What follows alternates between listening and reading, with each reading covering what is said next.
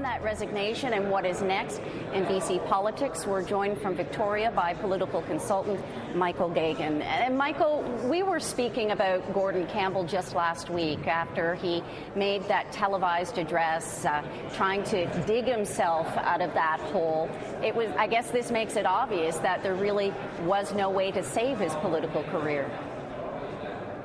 Yeah, that's exactly right. I mean, there was a substantial tax cut, but the speech essentially went over like a lead balloon. There was no lift in his popularity, and the calls for him to resign grew louder within caucus. And we were certainly hearing rumors of growing caucus dissension. We had Bill Bennett, a cabinet minister, publicly complaining about the fact that no members of caucus were consulted over the cabinet shuffle. So, I mean, the cracks were starting to appear, and I think that, coupled with his record low on popularity, convinced him that the longer he stayed, the more difficult it would be for any successor to dig out of the hole that the sudden implementation of the HST put the BC Liberals in.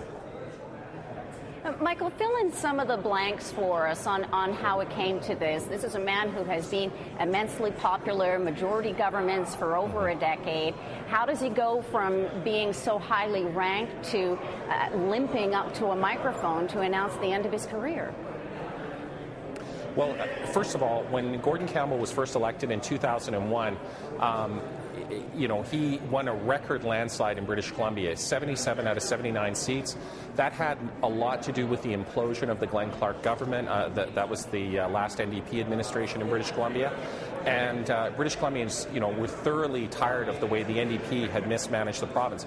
Gordon Campbell came in, and even though he was not a populist, he was a person who was seen as a capable administrator. And for 3 elections in a row, he was seen as someone that, although he didn't generate a lot of personal warmth, he did capably manage the economy and the finances of the province. And that's why he was able to get, a landslide and then 2 other solid majorities in a row after that.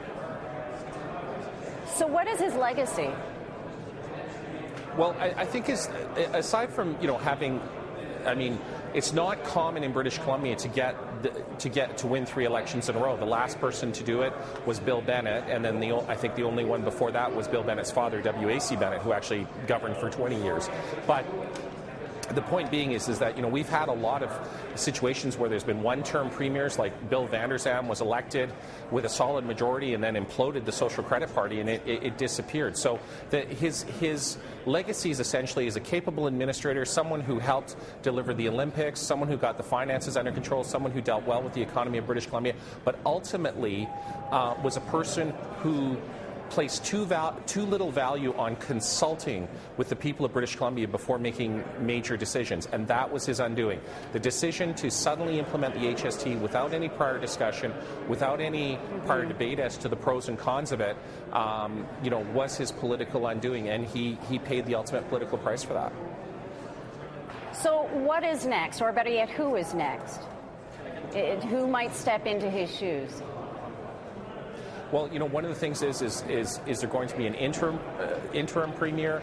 Who will it be? One name I've heard is Shirley Bond, because she was a deputy premier at one point in British Columbia. The key, whoever it's going to be as the interim, has to be someone who is not intending to run for the leadership. I would also suggest that it should not be the current Minister of Finance, Colin Hanson, because, of course, he's also tied into the whole implementation of the HST. So if the Liberals want to rebuild their popularity, they need to have someone as an interim leader who's not running for the leadership but is seen as capable.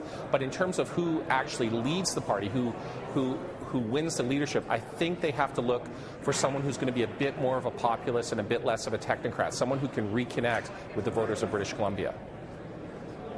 Michael Geoghegan, thanks so much for joining us today. We appreciate your insight. Thank you.